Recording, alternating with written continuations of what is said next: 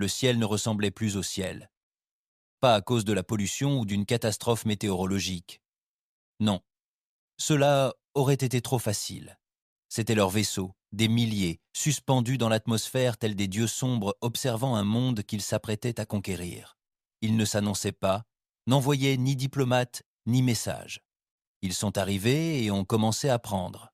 La première vague a frappé New York, Tokyo, Rio et Nairobi simultanément. Une minute, vous étiez en train de faire défiler votre fil d'actualité. La minute suivante, l'air s'est illuminé de cris et de feux. Leurs capsules sont tombées comme des comètes, s'écrasant au sol, et de chacune d'elles a surgi la mort en armure. Des monstres biomécaniques, mi-machine, mi-cauchemar, efficaces, brutaux, froids. Ils ne nous ont pas anéantis, ils nous ont moissonnés, et nous avons supplié. Oh, nous avons supplié, diffusé dans toutes les langues, sur toutes les chaînes. Nous nous rendons. Arrêtez, s'il vous plaît. Mais rien n'est venu. Aucune réponse, aucune pitié, et aucune aide, aucun allié n'est venu. Il s'avère que toutes ces histoires d'unités interstellaires, de civilisations extraterrestres s'unissant en paix, foutaise. Dès que la Terre s'est illuminée comme un feu de joie, la galaxie a détourné le regard. Peu être avait-il peur. Peu être pensait-il que nous ne valions pas la peine d'être sauvés. Quoi qu'il en soit, le message était clair. Nous étions livrés à nous-mêmes. Dès le 5e jour, les gouvernements ont commencé à se désagréger. L'ONU s'est effondrée. Les États-Unis se sont retournés contre eux-mêmes. La Chine a disparu. La Russie a tout simplement disparu. Certains disaient que leurs dirigeants les avaient trahis pour survivre. D'autres disaient qu'ils n'avaient jamais eu de plan. Cela n'avait plus d'importance. Les gens se sont dispersés. Chacun est devenu une proie. Les faibles ont prié. Les forts sont morts en essayant de jouer les durs. Et puis, il y avait les autres. Ceux qui n'ont pas bronché. Je les ai rencontrés après avoir rampé hors de l'épave d'un tunnel de métro dans ce qui était autrefois Philadelphie. J'étais à court de provisions, à court d'espoir. C'est là que j'ai rencontré Riker. Au début, je pensais que c'était juste un charognard comme les autres. Un grand gaillard, chauve, d'épaisses cicatrices sur le visage, comme s'il se servait de sa joue pour parer les balles. Il avait un fusil de fortune fabriqué à partir de pièces extraterrestres, et un sourire qui n'atteignait jamais ses yeux. Il m'a regardé fixement, puis m'a dit « Soit tu sais tirer, soit tu vas apprendre très vite. » Je n'ai pas discuté. J'ai juste suivi.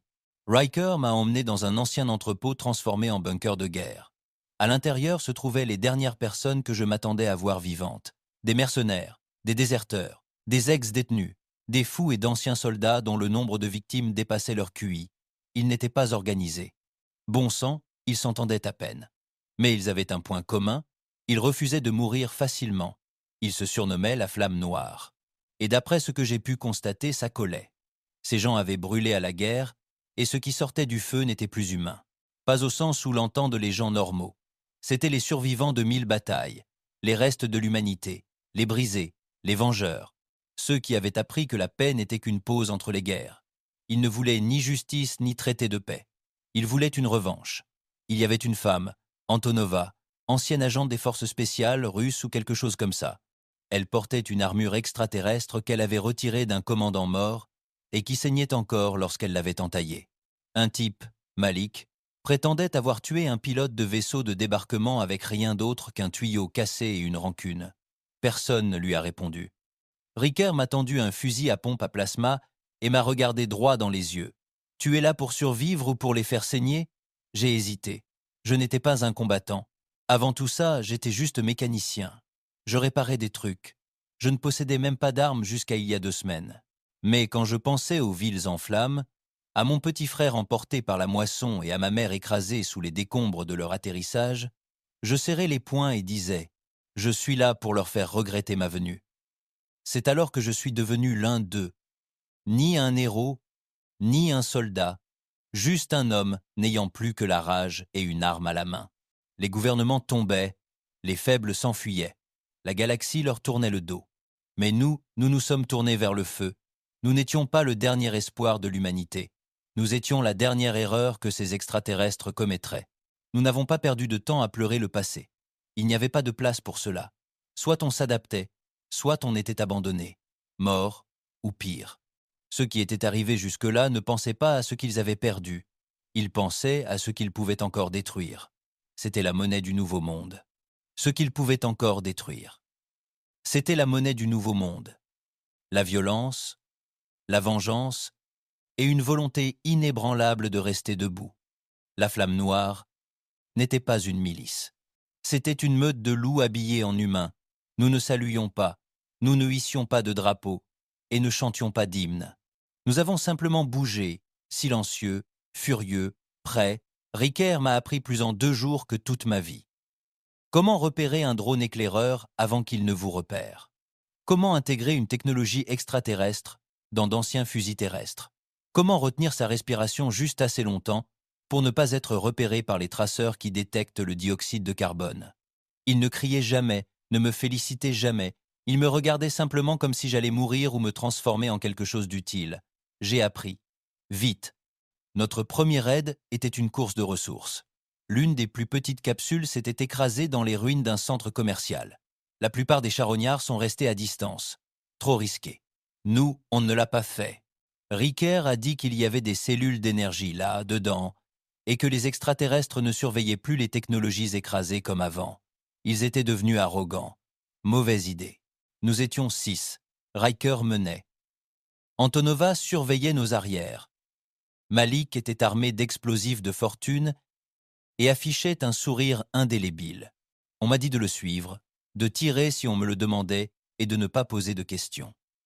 Le centre commercial était une carcasse, acier tordu, verre brisé, dalles de plafond fondues. Une odeur de pourriture et de quelque chose de pire encore, mécanique et fongique à la fois, flottait dans l'air. Nous traversâmes ce qui était autrefois une aire de restauration, enjambant des squelettes encore attachés à des chaises calcinées. Je ne sais pas pourquoi j'ai regardé. Peut-être espérais-je encore ressentir quelque chose. Mais non. Plus maintenant. Nous avons trouvé la capsule à moitié encastrée dans les fondations, encore chaude, encore rougeoyante. Riker a fait signe aux autres, et ils se sont dispersés comme des ombres. J'allais demander combien de temps il nous restait avant l'arrivée d'une équipe d'intervention. Puis je l'ai vu, un drone de récolte. Gros, massif, laide, en forme de scarabée, blindé comme un char d'assaut. Il ne bougeait pas, du moins pas au début, puis ses yeux, des fentes bleues brillantes, ont clignoté. Je me figeai. Riker, lui, ne bougea pas. 3 coups de feu retentirent. Pas d'une seule arme, mais de 3 directions différentes. Le drone tressauta, tournoya, puis explosa en morceaux, un fluide bleu jaillissant comme un geyser. Malik rit. Boum. Salope. Antonova écarta un membre comme un déchet et en arracha le noyau. Encore chaud. On est bon. C'était la première fois que je le voyais en action. Une coordination sans parole. Ces gens n'avaient pas besoin de discours. Ils n'avaient pas besoin de grade. Ils agissaient comme des prédateurs. Précis, mortels, impitoyables. Et pour la première fois depuis l'invasion, j'ai ressenti quelque chose de proche d'un but. Nous sommes rentrés au bunker juste avant le coucher du soleil. Le ciel paraissait malade, taché à jamais par la suie des villes incendiées et le carburant extraterrestre. Je m'assis, le souffle court, vérifiant les entailles de mes gants. C'est alors que Riker me lança quelque chose. Je l'attrapais par réflexe. Un couteau extraterrestre, courbé, du métal noir, encore palpitant comme s'il était vivant. « Tu l'as bien mérité », dit-il simplement. Je ne savais pas quoi dire. Je me contentais d'acquiescer. Ce soir-là, nous étions assis autour d'un feu alimenté par des meubles cassés et des circuits imprimés fondus. Malik faisait circuler une fiole contenant un produit puissant et affreux. Antonova aiguisait sa lame, le bruit raclant comme des os sur la pierre. Ricker nettoyait son fusil comme un chirurgien. Quelqu'un m'a demandé ce que je faisais avant l'invasion. « Mécanicien, dis-je. »« Zut !» marmonna Malik.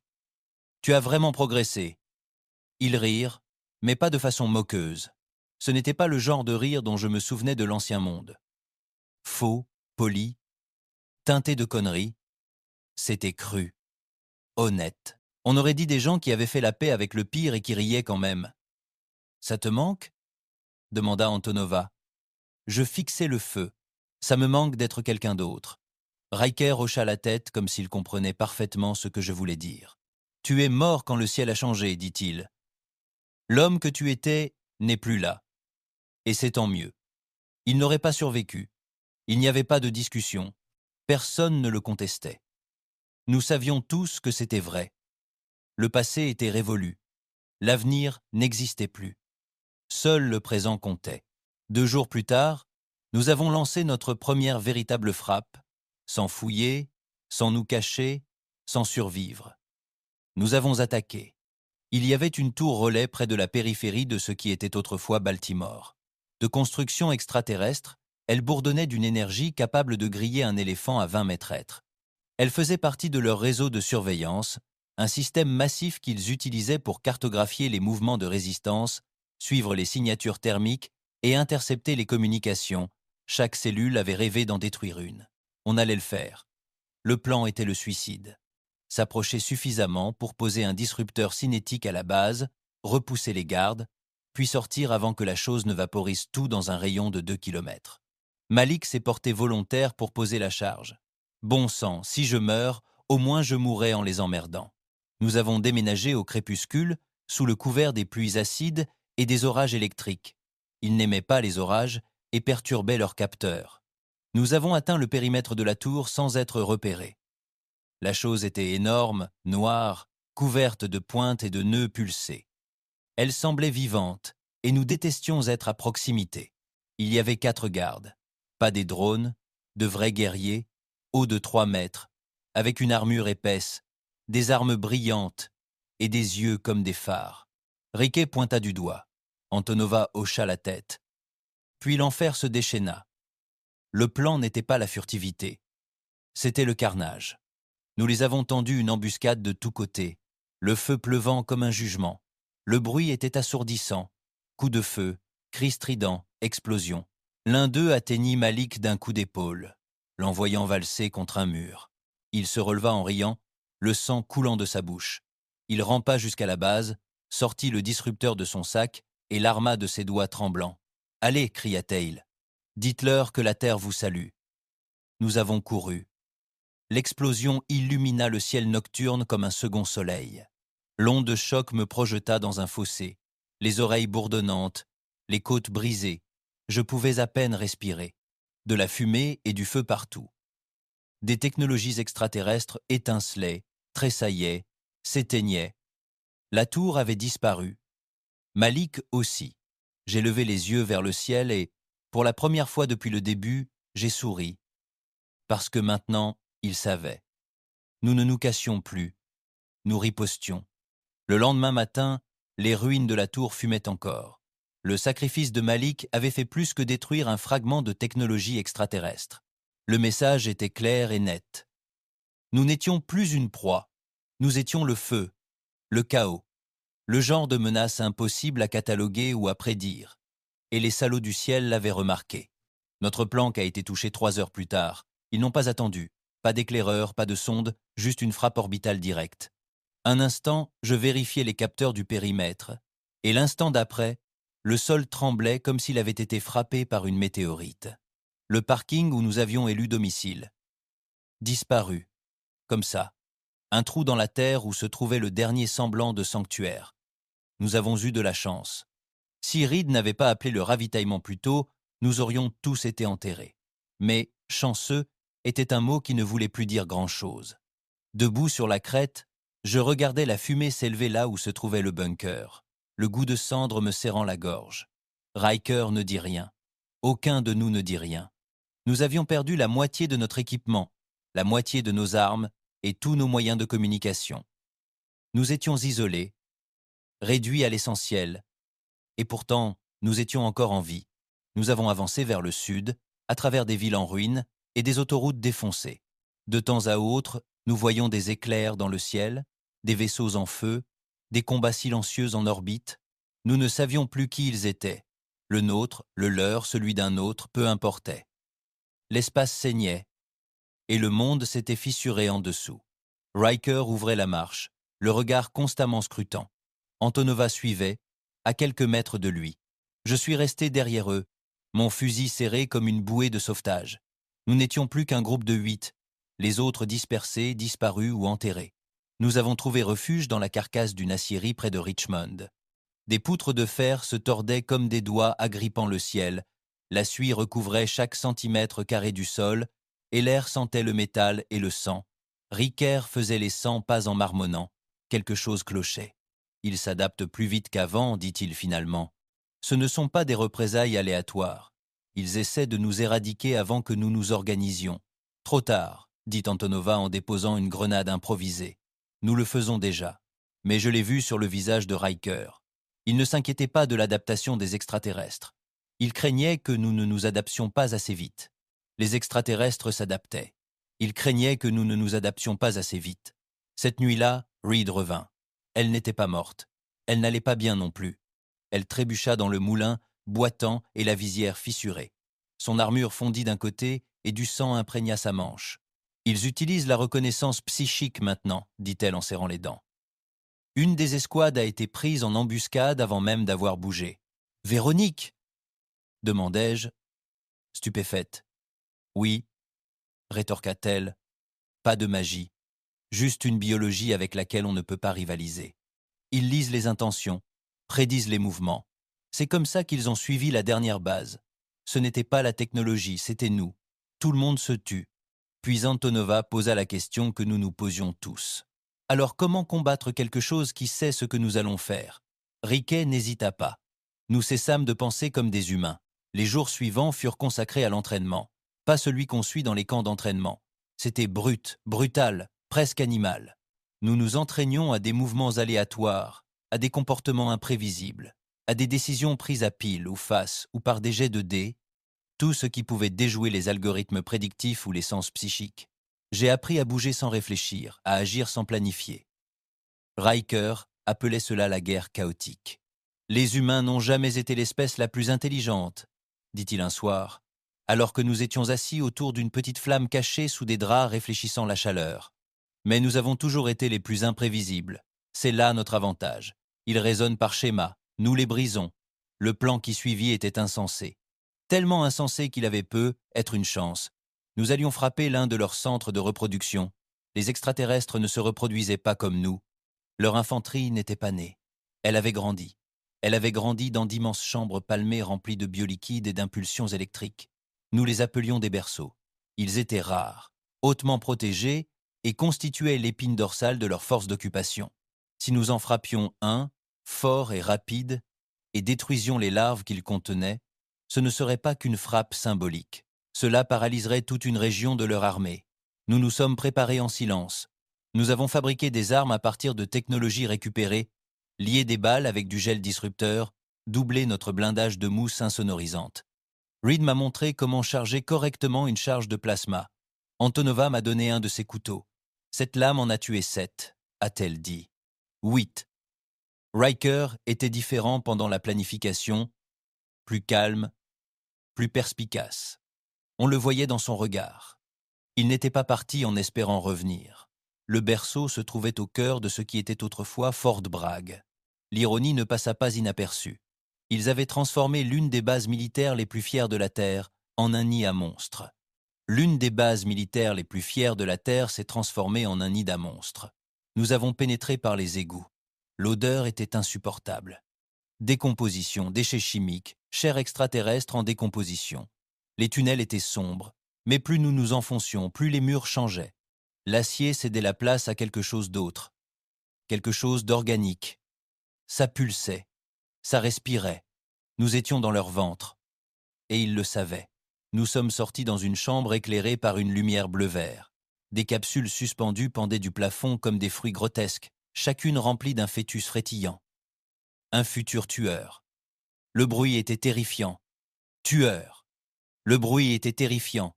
Du liquide bouillonnant, de légers sifflements, des cris étouffés, des centaines, peu, être plus. Posez les charges, dit Riker d'une voix neutre. 2 minutes, puis on sort. On a bougé vite. C'est là que les cris ont commencé. Pas humains, extraterrestres. Les gardes ont afflué, pas comme avant. Ce n'étaient pas des brutes lentes et lourdes. C'étaient des combattants d'élite, rapides, précis, armés d'armes aux pointes d'antimatière luisantes. Les balles fusaient, l'énergie grésillait dans l'air. Reed en abattit 2 d'un tir à la tête avant que l'un d'eux ne la transperce en pleine poitrine. Elle ne cria pas. Elle se contenta de tousser du sang et de faire exploser sa propre grenade, emportant 3 d'entre eux avec elle. J'ai couru, couvert Antonova tandis qu'elle armait la dernière charge. Un des élites m'a atteint à l'épaule avec une lame. Je ne l'ai pas senti, je m'en suis moqué, j'ai continué à tirer jusqu'à ce que mon fusil surchauffe et fonde dans mes mains. Riquet m'a attrapé. Vas-y. Je me suis retourné vers Antonova. Elle a souri, juste un instant, puis j'ai appuyé sur la détente. L'explosion a tout englouti. Je me suis réveillé dans les bois. J'avais l'épaule ouverte, les oreilles bourdonnantes et la jambe cassée. Mais j'étais en vie. Riquet non plus, Antonova non plus, Reed non plus. Le berceau, disparu, vaporisé. J'ai boité pendant des kilomètres, à moitié inconscient, jusqu'à ce que je trouve un avant-poste de la résistance dans une gare incendiée. Ils m'ont recueilli. Ils m'ont soigné. La nouvelle s'est répandue. À propos du berceau. La rumeur se répandait. À propos du berceau. À propos de la flamme noire. À propos d'humains qui n'avaient pas attendu d'être sauvés. Ils me regardaient comme si j'étais un héros. Je ne l'étais pas. J'étais juste en colère. Et je n'en avais pas fini. Je n'étais pas un soldat. Pas vraiment. Même après tout ce que j'avais fait, après les raids, les morts, les pertes, je ne me sentais pas guerrier. Je me sentais comme un homme acculé trop souvent et qui avait appris à mordre plus fort que prévu. Mais les gens de l'avant-poste, ils ne me voyaient pas comme brisé. Ils me voyaient comme une preuve. La preuve que les extraterrestres saignaient. La preuve que leur plus fort pouvait être tué. La preuve que nous n'avions pas besoin d'attendre l'aide des étoiles, car elles ne venaient jamais. C'était nous qui étions l'aide. La nouvelle de la destruction du berceau se répandit comme une traînée de poudre. Il n'y avait plus beaucoup de victoires à célébrer, alors les gens s'accrochèrent à celle-ci comme si elle était sacrée. Les recrues affluèrent, jeunes, furieuses, assoiffées de vengeance. Des survivants d'autres poches de résistance commencèrent à se diriger vers nous. Certains apportaient du matériel, d'autres des histoires. L'un d'eux, un ancien diplomate nommé Kessler, m'a raconté quelque chose autour d'une table rouillée et d'une boîte de haricots tièdes. « Ils ont peur de nous maintenant », a-t-il dit, les yeux pétillants d'une lueur proche de l'admiration. Je l'ai vu. Ils retirent leur ligne de récolte, remplaçant les soldats par des drones automatisés. Ils ne veulent pas risquer davantage de pertes. J'ai hoché la tête lentement. Bien, qu'ils nous craignent. Mais je savais que ce n'était pas le cas. Les extraterrestres n'avaient pas peur. Ils calculaient. Et cela signifiait qu'ils se préparaient à quelque chose de pire. Nous n'avons pas attendu de savoir quoi. L'avant-poste, surnommé l'épine dorsale, car il était construit dans le squelette d'une ancienne gare de triage, est devenu notre base d'opération. Les ingénieurs ont bricolé des défenses, les coureurs exploraient les itinéraires des patrouilles extraterrestres. Les techniciens transformaient du matériel volé en armes qui, au départ, n'auraient pas dû fonctionner, mais qui fonctionnaient. J'ai formé les nouveaux, des enfants surtout. Certains étaient plus jeunes que moi au début de l'invasion, les yeux écarquillés, les mains tremblantes, mais déterminés, désespérés. Je leur ai montré comment tenir un fusil, poser des pièges, disparaître dans la fumée lorsque les combats ont éclaté. Je leur ai raconté des histoires sur Riker, Reed, Antonova, non pas comme des légendes, mais comme des êtres humains. Nous combattons pour les morts, leur ai-je dit, mais nous tuons pour les vivants. Nous nous appelions désormais la flamme. La flamme noire avait disparu. Ce qui restait s'était propagé, multiplié, devenu quelque chose de plus grand, un symbole, un mouvement, non organisé, mais vivant. Un jour, je me suis réveillé au son de parasites. Pas seulement le bruit de fond habituel, mais une pulsation, un motif codé. Un signal ? Demandai-je au Comtech. Peut être, dit-il, en fronçant les sourcils. Ni le nôtre, ni extraterrestre non plus. Je me penchai pour écouter plus attentivement. Ce n'était pas dans une langue que je connaissais, mais c'était humain, rythmé, intentionnel, comme du code Morse, en plus rapide. Nous l'avons amplifié, nettoyé, passé dans tous les filtres possibles, et voilà, nous l'avons entendu. 3 mots répétés encore et encore. Les secours arrivent. Personne ne parla pendant un moment, puis quelqu'un rit. Super. Un peu tard, non ? Mais le signal continua de se répéter, et nous avons fini par le localiser. Pas vers l'orbite, pas vers une autre planète, vers la Terre. Il provenait des profondeurs de la Terre, quelque part dans les étendues désolées du Colorado. Ça changea tout. Pendant des semaines, nous avions cru être les seuls survivants, mais ça signifiait que quelqu'un d'autre avait survécu.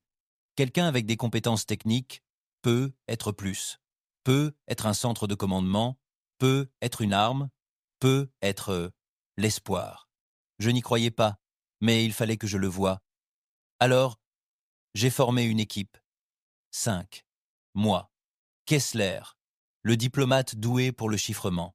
V, un sniper qui fréquentait un gang de motards avant l'invasion et ne faisait confiance à personne avec des bottes propres. Dan, un ancien policier au caractère grinçant et à la boiterie encore plus prononcée. Et Anna, une médecin qui avait soigné plus de gens qu'elle ne pouvait en compter et qui portait un fusil à canoncier comme un scalpel. Nous nous déplacions de nuit, traversions des autoroutes calcinées, des villes fantômes et des champs peuplés de carcasses extraterrestres, lieux de bataille perdus. Nous évissions leurs drones, cartographions leurs déplacements, éliminions des éclaireurs quand il le fallait. 3 jours plus tard, nous perdions Dan. Un scanner aérien captait sa signature thermique alors qu'il se soulageait derrière un panneau d'affichage effondré. Ce fut terminé en quelques secondes. Un éclair d'énergie bleue venu du ciel le réduisit en cendres. Aucun bruit. Aucune chance. Nous ne nous sommes pas arrêtés. Le temps d'atteindre les coordonnées, nous étions à moitié affamés, en sang et épuisés. Et puis nous l'avons vu. Un vieux bunker du NORAD, caché sous une montagne, encore intact. Nous nous sommes approchés prudemment. Kessler a utilisé un vieux panneau d'accès pour brancher un câble de dérivation. Cela a pris quelques minutes. Puis les portes s'ouvrirent en sifflant. Et pour la première fois depuis des années, je vis une lumière qui ne provenait ni du feu ni du plasma. À l'intérieur, il y avait des gens, des dizaines, peu, être plus, vêtus de vêtements propres, mangeant des plats chauds, armés d'armes que nous n'avions pas vues depuis des années. Des fusils à impulsion, des canons à rail, et même des prototypes technologiques qui n'avaient pas encore atteint la production de masse avant l'invasion. Ils ont semblé choqués de nous voir, et puis ils nous ont laissés entrer. L'installation n'était pas qu'un bunker, c'était un laboratoire d'idées, un repère de scientifiques militaires, d'ingénieurs et de membres d'opérations secrètes. Ils étaient là depuis le premier jour, survivant sous terre, développant des contre-mesures, interceptant des transmissions extraterrestres. Ils se sont baptisés la division Spin, et ils ne se cachaient plus. Ils préparaient une attaque de grande envergure. Ils avaient développé quelque chose qui, selon eux, pouvait renverser la situation. Un virus. Pas biologique. Un signal. Un code conçu pour corrompre le réseau neuronal des extraterrestres, le champ de communication reliant leurs guerriers, leurs drones et leur système de commandement. On injecte ça dans leur champ, a dit le scientifique en chef, et on ne se contente pas de couper leurs ordres. On les rend fous. Où est le piège ? Ai-je demandé. Il a souri, mais ça n'a pas atteint ses yeux. Il faut le télécharger manuellement. À la source. Et la source ? Leur vaisseau de commandement orbital. Le silence est revenu. Aller dans l'espace était suicidaire. Embarquer sur leur vaisseau ? Un désir de mort. Mais je n'ai pas bronché, car je me souvenais du sourire de Malik, du courage de Reed, du sacrifice d'Antonova, des derniers mots de Riker. Nous n'étions pas censés survivre. Nous devions leur faire regretter d'être venus. J'ai regardé le scientifique. Vous nous emmenez là. Oh, ai-je dit. On s'occupe du reste. Le hangar du NORAD ne ressemblait à rien de ce que je me souvenais des anciennes bases militaires. Ça avait l'air bizarre, tordu. La moitié était en terre, doublée de béton et de vieilles poutres d'acier. L'autre moitié, une technologie extraterrestre, noire, respirante, bourdonnant doucement comme si elle était vivante. Il récupérait depuis des années des éléments des vaisseaux ennemis abattus, apprenant peu à peu à recabler les machines du monstre. Maintenant, il comptait l'utiliser contre eux. Le vaisseau s'appelle Virexa, dit l'ingénieur en chef, en désignant un schéma flottant affiché sur un écran holographique fissuré. C'est leur vaisseau amiral en orbite, à la fois centre de commandement et centre neuronal. Tout ce qu'ils font ici est coordonné par cette chose. Et vous voulez qu'on y pénètre ? Demandai-je. Il ne s'y a pas. Pas d'intrusion. Il me tendit un petit appareil argenté, pas plus grand que mon pouce. Il paraissait modeste, mais il contenait un virus, un code spécialement conçu pour corrompre l'esprit collectif extraterrestre. Non seulement le désactiver, mais le démanteler.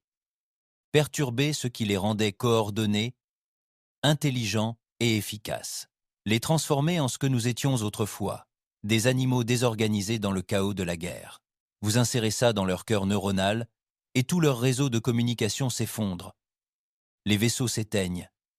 Les escadrons perdent leur raison d'être. Les drones errent sans ordre. On égalise les chances. J'ai regardé l'appareil. Ça ne ressemblait pas à une arme. C'était une promesse. Le problème était d'y arriver. Les extraterrestres avaient le contrôle total de l'orbite. Tous les satellites de la Terre avaient disparu et aucun vaisseau spatial fonctionnel n'avait quitté la surface depuis des années. Mais la Division Spine détenait un secret, sur lequel elle travaillait depuis le premier mois de l'invasion. Un vaisseau, l'un des leurs, s'était écrasé dans le désert du Nevada et était resté secret depuis.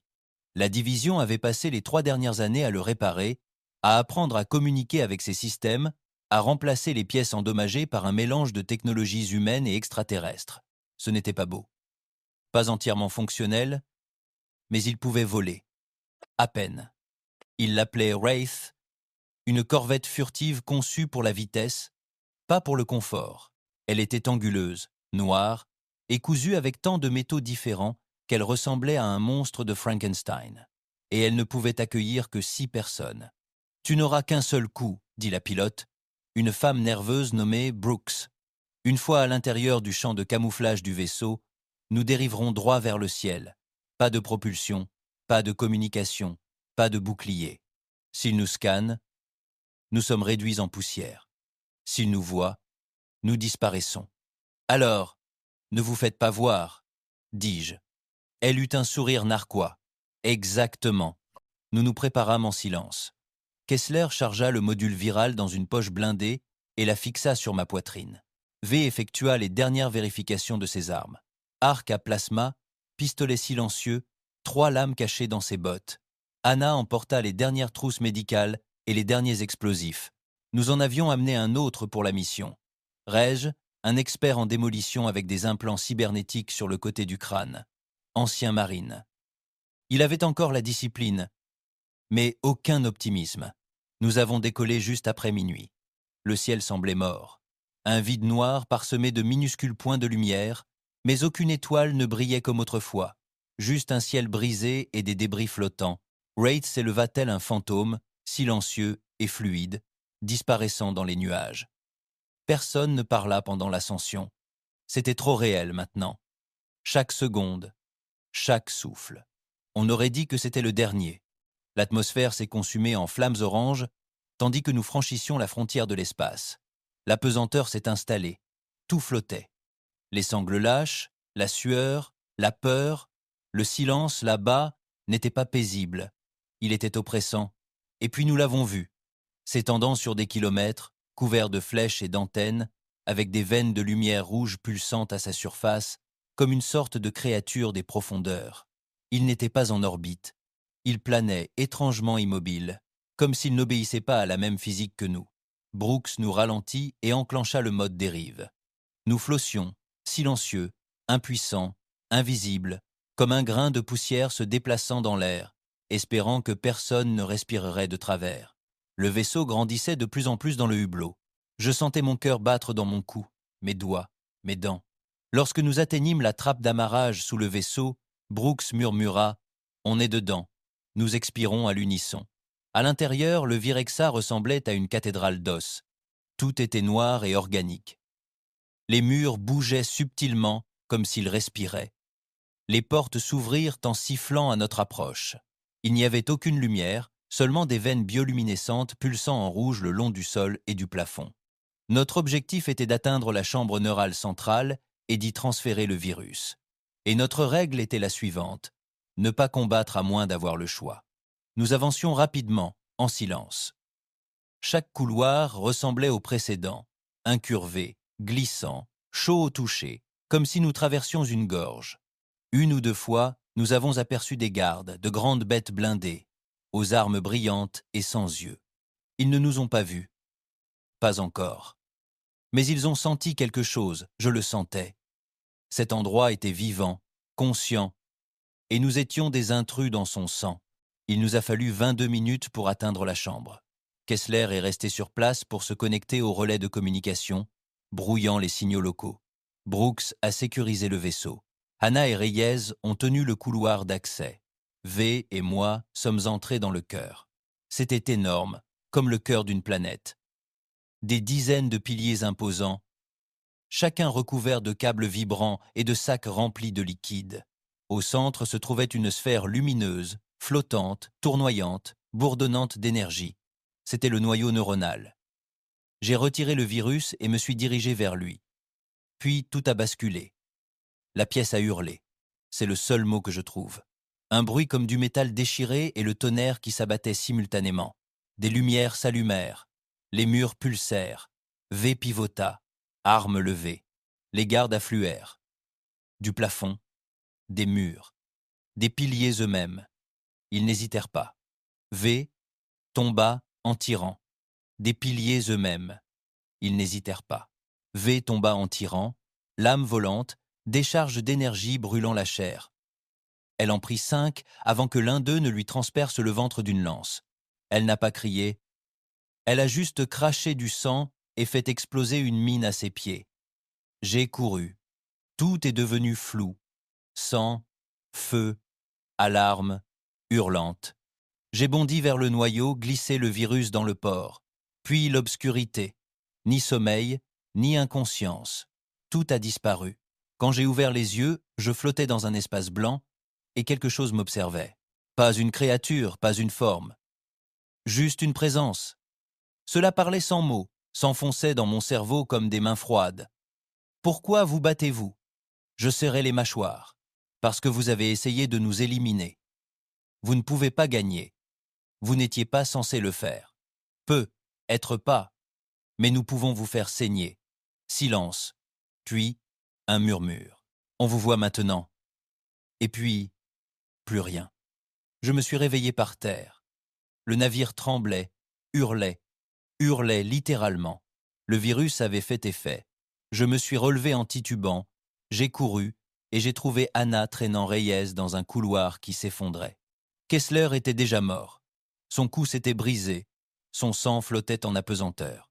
Brooks criait dans le système de communication. « Au vaisseau, on perd l'invisibilité, 5 secondes avant qu'il ne nous grille. » Nous avons sprinté, tir derrière nous, explosion devant nous. Le sol s'effondra sous Reyes, qui sombra dans l'obscurité, continuant de tirer vers le haut avant de disparaître. Hannah me poussa dans l'écoutille. Brooks décolla aussitôt. Le Varexa derrière nous commença à se déchiqueter. Des flammes de plasma jaillirent de sa coque, des drones tournoyèrent en rond, des gardes se battirent entre eux. Leur esprit de ruche était brisé. Nous n'avions pas encore gagné la guerre, mais nous avions brûlé leur cœur. Et maintenant, ils allaient ressentir ce que c'était que d'être humain, d'être en colère, seul et absolument impitoyable. Le Varexa brûlait comme un second soleil dans le ciel. Depuis la haute atmosphère, nous l'avons observé se déchirer. Des flèches s'effondraient. Des veines d'énergie se rompaient. Des vaisseaux extraterrestres dérivaient sans but. Quelques-uns tentaient de fuir. D'autres se percutaient en plein vol, s'écrasant dans des champs de débris. L'unité autrefois parfaite de l'ennemi était désormais un chaos absolu. J'étais affalé dans le siège du copilote, ma veste trempée de sang, les côtes fêlées et la tête qui battait. Hannah était à côté de moi, enroulant un bandage compressif autour d'une entaille à ma cuisse. Ses mains ne tremblaient pas, jamais. Même lorsque tout le monde hurlait, elle travaillait comme si elle était née dans l'apocalypse. Brooks s'était concentré, guidant Wraith vers la surface de la planète. Sa voix était calme, malgré le calme ambiant, mais ses yeux étaient tendus. Elle savait ce que nous savions tous. Nous n'étions pas encore en sécurité. À mesure que la courbe de la Terre s'élargissait dans le viseur, nous percevions l'ampleur de la dévastation. Vue de l'espace, la planète semblait avoir été brûlée par endroits. Les villes n'étaient plus que des cicatrices calcinées. Les océans scintillaient de débris. Des forêts entières avaient disparu. De violentes tempêtes s'abattaient sur des côtes empoisonnées. Mais il y avait des lumières, sporadiques, petites, humaines, des survivants, des feux de résistance. Et maintenant, ils ne se contentaient plus de survivre. Ils observaient le ciel avec espoir, car quelque chose avait explosé là-haut. Nous les avions fait saigner. Et le reste du monde l'avait vu. Nous avons atterri dans les désolations du Colorado, à 20 km de la Division Spine. La coque du Wraith était fissurée, ses systèmes grillés par la réaction électromagnétique de la détonation du virus. Elle ne volerait plus. Nous avons enterré Reyes à ciel ouvert, marqué sa tombe d'un morceau de Virexa. V et Kessler n'avaient pas de corps à récupérer, mais nous leur avons laissé des pierres. Pas de discours, pas de larmes, juste des noms, gravés dans l'acier, la promesse qu'on se souviendrait d'eux même si les étoiles se refroidissaient. À notre retour à la division Spine, l'agitation s'est emparée de la zone. La nouvelle s'était répandue plus vite que nous. Les groupes de résistance avaient capté des transmissions extraterrestres. La confusion, l'échec, la panique. Pour la première fois depuis des années, la Terre leur avait infligé une blessure incurable. Et l'humanité se rassemblait. Ils arrivaient de toutes parts. Des survivants en haillons, d'anciens militaires, des scientifiques cachés et même des enfants armés de fusils Bolter et de vieilles armures. Ils se déversaient dans les montagnes comme une marée. Peu leur importait de savoir qui menait. Ils ne voulaient qu'une chose, une chance de frapper. Je me tenais devant eux ce soir-là, encore brisé, à peine capable de respirer sans douleur. Ils demandaient un discours. Je ne leur en ai pas fait. Je leur ai dit la vérité. Un discours. Je ne leur en ai pas fait. Je leur ai dit la vérité. Nous ne sommes pas spéciaux. Nous n'avons pas été choisis. Aucun dieu n'est venu à notre secours. Les étoiles n'ont pas envoyé de renfort. Nous étions censés mourir en silence, comme les autres planètes avant nous. Mais nous ne l'avons pas fait. J'ai regardé leurs visages. Fatigués, marqués, en colère, prêts. Nous avons saigné. Nous avons perdu. Et nous nous sommes adaptés. Nous sommes devenus impitoyables, intelligents, sans pitié. Nous avons appris ce que craint l'ennemi. Une pause. Ils n'ont pas peur de la force. Ils n'ont pas peur des armes. Ils nous craignent, nous les humains. J'ai levé mon fusil, parce que nous ne nous arrêtons pas. Le bruit qui a éclaté était différent de tout ce que j'avais entendu auparavant. Un rugissement de fureur et de fierté, de désespoir et de vengeance. Il résonnait dans les montagnes comme le tonnerre, des tambours de guerre faits d'os et de casques brisés. Nous en avions assez de nous cacher. La réponse extraterrestre ne fut pas immédiate. Ils n'avaient plus de coordination. Leurs unités étaient dispersées, déconnectées, dysfonctionnant. Certaines s'éteignirent. D'autres se retournèrent les unes contre les autres. Mais ils n'en avaient pas fini. Pas encore. Leur flotte planait toujours. Leurs troupes terrestres rôdaient toujours dans les ruines. Mais désormais, elles n'étaient plus confrontées à quelques cellules dispersées. Elles nous affrontaient tous. Ce qui suivit fut une guerre d'un autre genre. Nous l'appelâmes les mois des cendres, une période de chaos où la planète entière devint un champ de bataille. Des attaques de guérilla éclatèrent dans toutes les régions. Des bandes d'humains rebelles attaquèrent des convois avec des explosifs attachés à des motos. Des laboratoires technologiques souterrains transformaient les climatiseurs en perturbateurs de signaux. Des villes entières piégeaient leurs ruines. L'incendie s'était propagé. Je me déplaçais d'une zone à l'autre, parfois avec Anna, parfois seul. J'entraînais de nouveaux groupes, livrais du matériel, les aidais à frapper plus fort, à réfléchir plus intelligemment. Nous ne nous battions plus pour gagner.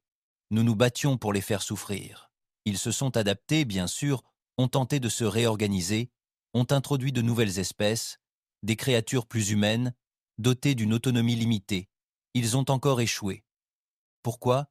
Parce que nous étions devenus fous. Une folie qu'ils ne pouvaient pas comprendre. Nous n'accordions pas la même valeur à la vie qu'eux.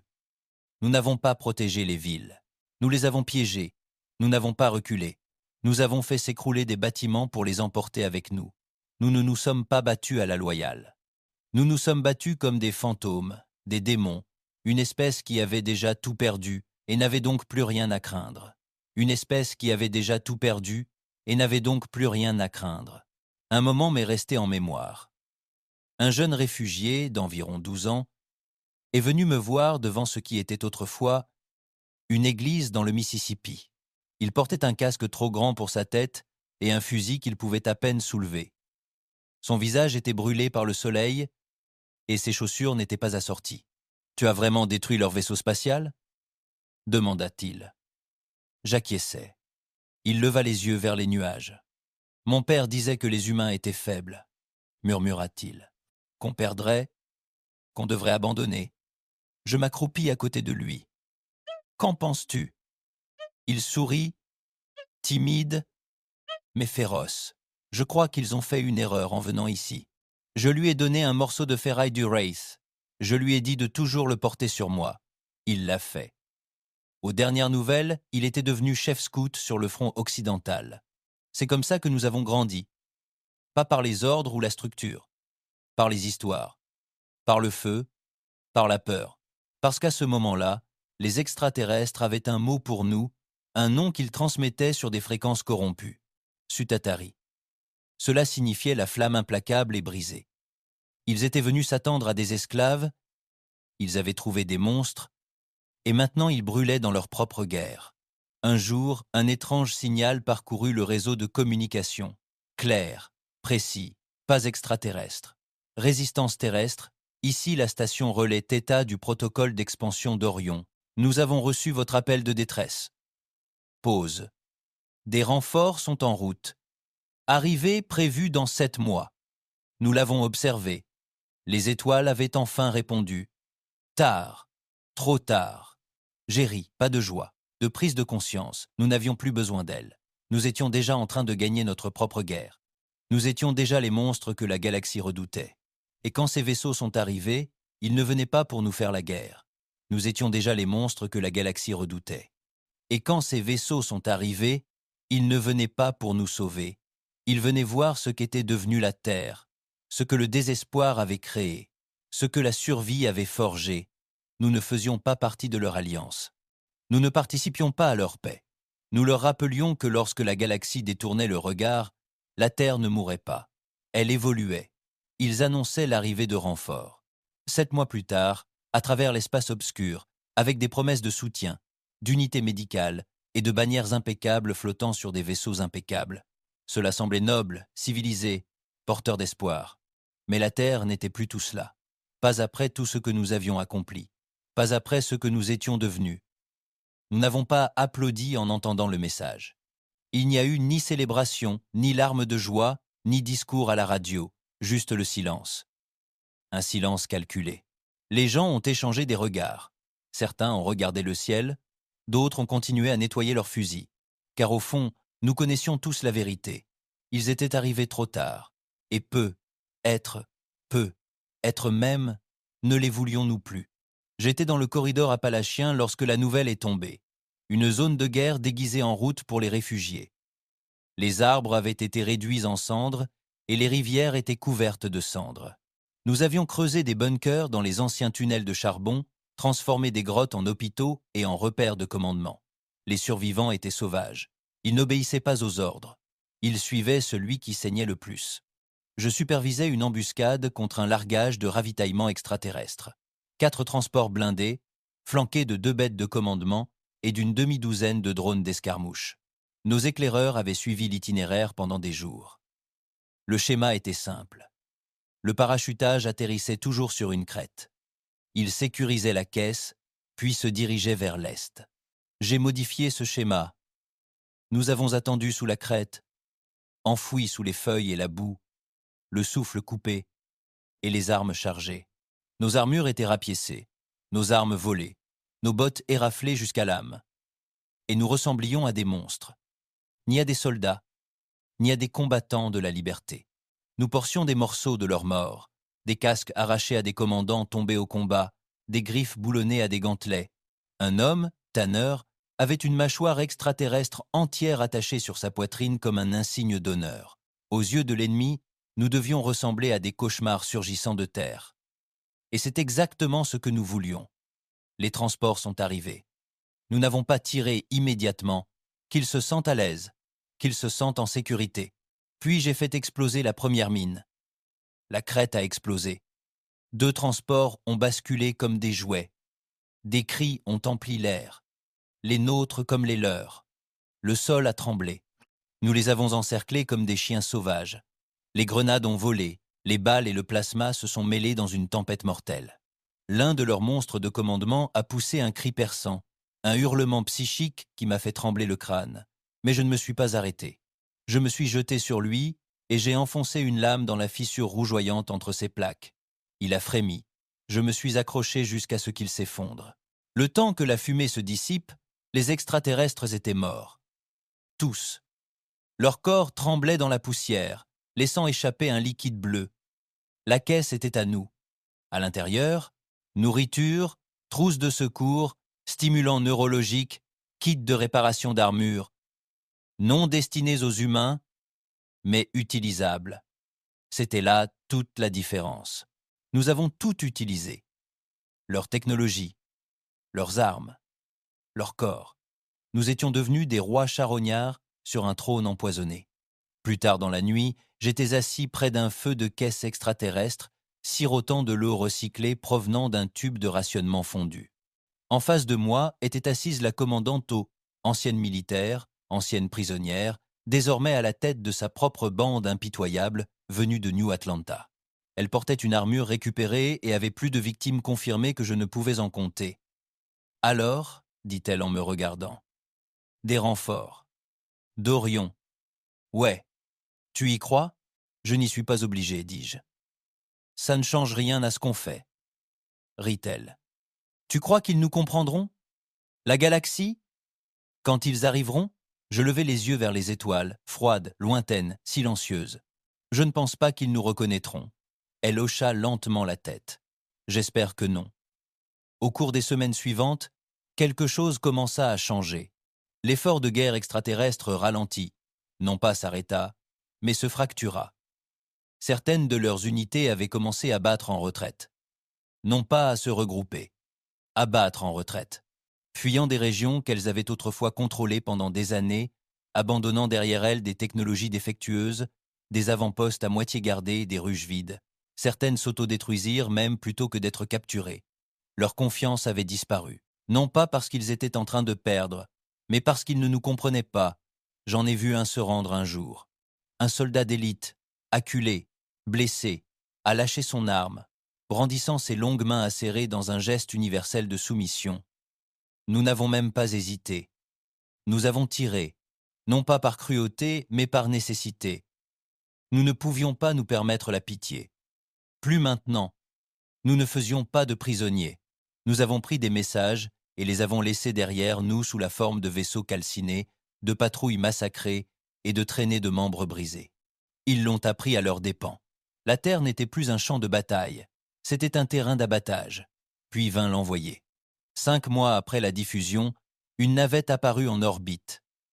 Pas extraterrestre, humaine, lignes épurées, plaqué argent, des ailes solaires déployées comme des bannières. Il plana en orbite basse pendant des heures, puis redescendit, lentement, délibérément, diffusant un signal sur tous les canaux ouverts. Envoyés de paix de l'accord galactique, nous venons parlementer avec les factions survivantes de la Terre. Veuillez répondre. Nous ne l'avons pas fait. Pas au début.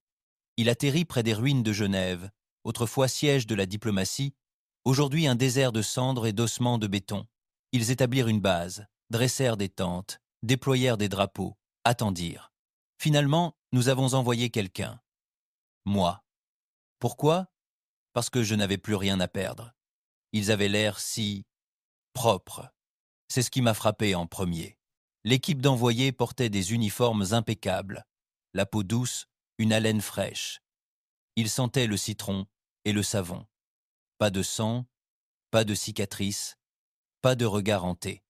Ils m'ont serré la main, m'ont offert à manger, m'ont parlé doucement. Nous sommes venus aider à la reconstruction, a déclaré leur chef, un homme de grande taille nommé Varenne. Fourniture médicale, unité de récupération des eaux, technologies énergétiques propres et, bien sûr, négociations pour la réintégration dans l'accord. Je suis resté longtemps sans répondre, les fixant simplement du regard. Jusqu'à ce que je finisse par demander « Où étiez-vous » Ils ont hésité. Nous avons surveillé l'invasion. Non, ne mentez pas. Silence. Puis Varenne a soupiré. La vérité, c'est que la Terre était perdue. Rejetée ? Oui. Sur la base des premières projections, nous avons supposé une perte totale de la planète. L'intervention a été jugée trop coûteuse. Nous avons privilégié le confinement. La prévention a été jugée trop coûteuse. Nous avons privilégié le confinement. Alors, vous avez regardé. Oui, j'ai hoché la tête. Puis je me suis levé et je me suis éloigné de la table. Avant d'atteindre la porte, je me suis retourné. Vous n'êtes pas venu pour aider.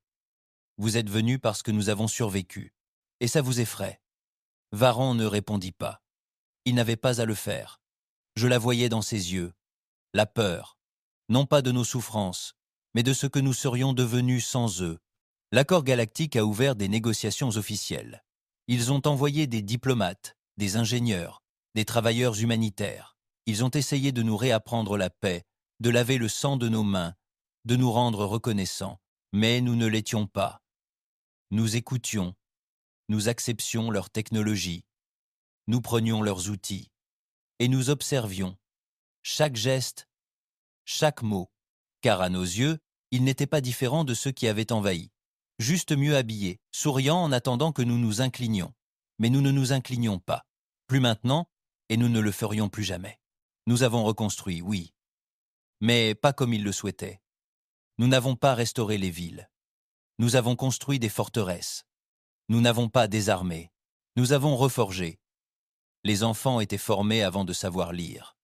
Les villes étaient conçues pour la défense et non pour le confort. Chaque rue, chaque égout, chaque mur était militarisé. Chaque salle de classe enseignait la tactique, les langues, le maniement des armes. Nous n'avons pas élevé des civils. Nous avons élevé des survivants, parce qu'au fond, nous savions qu'ils reviendraient. Pas seulement les extraterrestres, pas seulement les envahisseurs, mais tous. Ceux qui regardaient la terre d'en haut, ceux qui nous regardaient brûler et qui criaient victoire sur un tableau. Ils avaient peur de nous maintenant, parce que nous n'étions plus des victimes, nous étions impitoyables. Et lorsque les étoiles tournèrent à nouveau leur regard vers la terre, elles ne virent pas un monde en ruine attendant d'être sauvé. Elles virent un monstre balafré, souriant. Les années passèrent, la fumée se dissipa, mais les cendres restèrent, enfouies dans le sol, fondues dans le béton, pulvérisées dans les poumons de chaque survivant. Malgré tous les efforts de nettoyage et d'assainissement de l'accord, la terre ne redevint jamais bleue. Et nous ne sommes pas redevenus humains, pas tels que la galaxie se souvenait de nous. Nous avions changé, irrévocablement. La guerre n'a jamais vraiment pris fin, du moins dans l'esprit de ceux qui y ont survécu. Les extraterrestres, les envahisseurs, avaient disparu. Ce qui restait d'eux s'est retiré dans les étoiles, fracturé et sans chef, un essaim dispersé sans reine. L'effondrement neuronal que nous avions provoqué avait brisé bien plus que leur coordination militaire. Cela avait brisé leur foi en la domination. Les créatures qui autrefois ravageaient nos villes craignaient désormais l'obscurité, redoutaient les parasites de leurs radios, redoutaient le bruit des bottes écrasant les eaux et la terre. Mais en paix, une autre guerre éclata, une guerre idéologique. L'accord essaya. À leur crédit, ils déployèrent plus d'efforts que je ne l'aurais cru. Ils envoyèrent des ingénieurs pour nous aider à purifier l'eau, à terraformer les paysages dévastés et à reconstruire les infrastructures. Ils nous ont offert médecine, éducation, relations diplomatiques. Ils nous ont apporté des histoires de la galaxie, des récits de planètes florissantes, d'espèces unies, d'harmonie. Et nous les avons écoutés. Mais pas par gratitude, par prudence. Car chaque offre, chaque poignée de main, chaque traité soigneusement rédigé comportait un sous-entendu. Retournez en arrière. Redevenir quelque chose que la galaxie pourrait supporter. Quelque chose de poli. Quelque chose de domestiqué. Ils voulaient que la Terre guérisse. Mais guérir, pour eux, signifiait oublier. Et nous ne pouvions pas oublier. Ni les cris sous les décombres, ni les corps calcinés sur le trottoir, ni le silence qui régnait lorsque nous implorions de l'aide sans réponse. Nous avions enterré nos morts sans éloge funèbre. Nous avions donné à nos enfants le nom de camarades tombés au combat et non de saints. Nous avions survécu sans Dieu, sans Sauveur, sans approbation. Et maintenant que les étoiles étaient revenues, nos yeux ne recherchaient plus l'acceptation, mais le respect. J'ai été nommé représentant de la Terre lors de la première assemblée planétaire de l'accord après la réintégration. J'ai refusé le titre d'ambassadeur. Je n'étais pas là pour me faire des amis. J'étais là pour leur rappeler. L'assemblée se tenait sur l'Ira 7, Une planète cristalline peuplée de cités flottantes et de tours de lumière. Leurs politiciens portaient des robes scintillantes comme la pluie. Ils parlaient avec une posture parfaite et des sourires dignes de la diplomatie. Je suis arrivé dans mon armure rapiécée, encore marquée, toujours boiteux, portant toujours un couteau taillé dans l'os d'un envahisseur mort. Ils m'ont conduit dans une salle remplie de centaines d'espèces, certaines à plumes, d'autres à écailles, d'autres encore sans yeux, s'exprimant par la couleur et l'odeur, toutes unies par l'ancienne doctrine de paix de l'accord. Alors que je prenais place, les murmures ont commencé. C'est lui, un membre du commandement terrestre. On dit qu'il a détruit le vaisseau ruche lui-même. Je les ai laissés parler. Quand ce fut mon tour, je me suis levé et j'ai dit une seule chose. Vous nous avez laissés mourir. Silence. Pas un seul délégué n'a répondu. Parce qu'il savait. J'ai balayé la salle du regard et j'ai continué. Vos traités ne valent rien. Vos excuses encore moins. Nous ne sommes pas ici grâce à votre gentillesse. Nous sommes là malgré elle. Un extraterrestre aux nageoires argentées et aux milieux clignotants leva ses tentacules. Et que recherche la Terre, sinon la rédemption? Je souris. Un sourire lent et sans humour. La Terre ne recherche pas la rédemption. Un sourire lent et sans humour. La Terre ne recherche pas la rédemption. Nous en sommes la conséquence. J'ai quitté la chambre avant qu'ils ne puissent réagir. Je n'étais pas là pour négocier. J'étais là pour les avertir. La résistance ne s'est jamais dissoute. Elle est devenue notre gouvernement, non pas par sa structure, mais par son état d'esprit. Ceux qui avaient combattu et versé leur sang pour quelques bribes de liberté sont devenus nos bâtisseurs, nos dirigeants, nos enseignants. Leurs souvenirs ont façonné la génération suivante. Les enfants ont grandi en apprenant la survie avant l'arithmétique, la stratégie avant la poésie. On leur a appris à tuer avant d'apprendre à embrasser. Cela a horrifié l'accord. Ils nous ont qualifiés de civilisation guerrière aux valeurs sociales destructrices. Ils ont débattu de la possibilité d'isoler à nouveau la Terre, mais ils avaient trop peur de le faire, car la dernière fois qu'ils nous ont tourné le dos, nous avons réécrit les règles et ils savaient que nous pourrions recommencer. Ils ont envoyé des sociologues, des thérapeutes, des spécialistes de la médiation. Ils voulaient comprendre notre traumatisme, mais traumatisme était un mot trop faible pour décrire ce que nous portions. Nous ne voulions pas être compris. Nous voulions être laissés tranquilles ou, à défaut, respectés. Et si le respect devait passer par la peur, qu'il en soit ainsi. Il y avait un dicton dans les camps. Quand la terre pleure, les étoiles tremblent. Nous n'étions plus l'espèce oubliée sur un rocher perdu. Nous étions la cicatrice sur la conscience de la galaxie. Un soir, je me promenais dans les ruines de ce qui était autrefois Paris. La tour Eiffel avait disparu, la plupart des bâtiments aussi. Mais quelqu'un y avait planté un jardin, des vignes torsadées poussant sur des statues brisées, des tournesols fleurissant dans un cratère. Des enfants jouaient là, riant, lançant des pierres, se faisant passer pour des chasseurs d'extraterrestres avec des bâtons et des casques faits de ferraille. L'un d'eux, pas plus de 10 ans, courut vers moi, essoufflé. « Tu es l'homme-flamme, n'est-ce pas ?» J'ai hoché la tête. « Tu as tué le vaisseau-cerveau ? Tu as aidé ?» Il a souri largement. « Quand je serai grand, je veux être comme toi. » Je me suis agenouillé et je l'ai regardé dans les yeux. « Non, ai-je dit. Tu grandis mieux. » Il a froncé les sourcils. « Pourquoi ?» J'ai regardé le ciel, clair ce soir, avec des étoiles qui clignotaient doucement, parce que j'ai fait ce que j'avais à faire. On fait ce qu'on veut. Il a hoché lentement la tête, le genre de hochement de tête qu'un enfant fait quand il ne comprend pas bien, mais qu'il sait qu'il devrait. Puis il s'enfuit en criant à ses amis que l'homme-flamme lui avait parlé. Je le regardais partir et, l'espace d'un instant, j'espérais.